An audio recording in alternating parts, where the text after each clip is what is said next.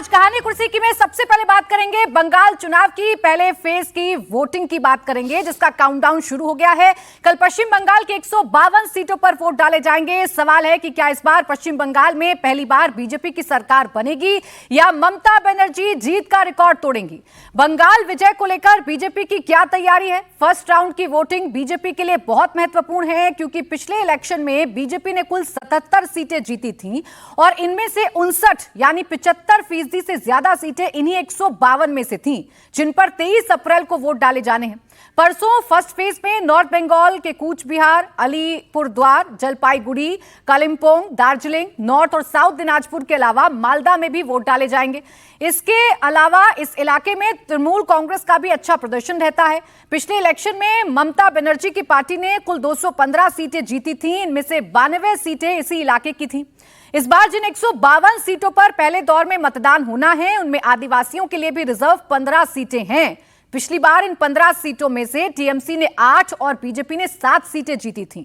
Interesting बात यह है कि एससी एसटी के लिए रिजर्व 35 सीटों में से बीजेपी ने 22 और टीएमसी ने सिर्फ 13 सीट्स पर ही जीत हासिल की थी। पहले फेज की 152 में से 32 सीटें ऐसी थीं जिनमें जीत हार का अंतर 5000 से कम वोटों का रहा था। 17 सीटों पर जीत का मार्जिन 10,000 से कम रहा था। बीजेपी की कोशिश इस बार इसी अंतर को पाटकर अपनी सीटें बढ़ाने का है। हालांकि ममता बनर्जी ने नॉर्थ बंगाल में झटका लगने के बाद से ही वहां पर अपना जनाधार बढ़ाने का काम शुरू कर दिया था, इसीलिए इस बार नॉर्थ बंगाल में भी कांटे की टक्कर देखने को मिल सकती है और माना यही जा रहा है कि पहले फेज का यह चुनाव काफी हद तक तय कर देगा कि पश्चिम बंगाल में किसकी सरकार बन रही है। जो सत्ता का सपना बीजेपी सजा रही है, क्या वो सपना पूरा हो पाएगा या ममता बनर्जी फिर से भारी पड़ेंगी? 152 सीटों पर जो कल मतदान होगा काफी हद तक वोटर्स तय कर देंगे।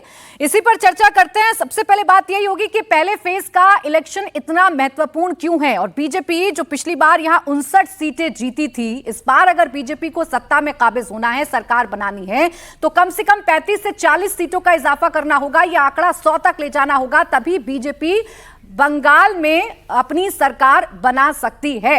हालांकि इस बीच देखिए सेकंड फेज का चुनाव प्रचार भी चल रहा है। योगी आदित्यनाथ ने बंगाल में 80% सीटें जीतने का दावा कर दिया है। अब यह दावा कितना सच साबित होगा, ये तो वोटर्स कल ईवीएम में उम्मीदवारों की किस्मत तय कर देंगे।